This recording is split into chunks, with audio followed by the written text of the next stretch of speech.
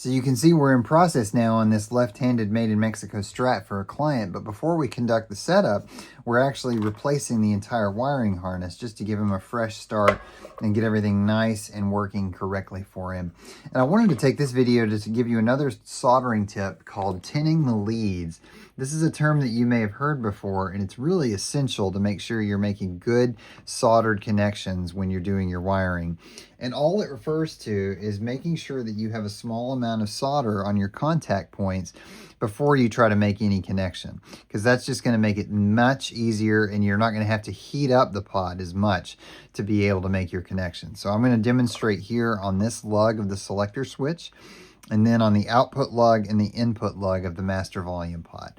And so what I'm going to do, and I'm going to attempt to do this in real time, is I've got my solder in one hand and I've got my hot iron in the other. And I'm just going to heat up that lug and let some solder flow on it. And so that way, when I actually feed the wire, it's going to have solder directly to contact. So that one's in good shape. Let's move on to the output lug of the volume pot.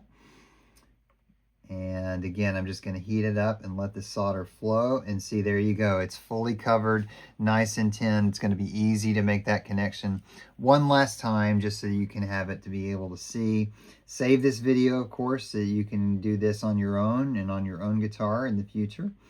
And there we go. We've got that one ready as well. So that's what's meant by tinning the leads, and it's really an essential skill to learn when you're doing your soldering. Looking forward to finishing this one up and getting it in great shape for the client.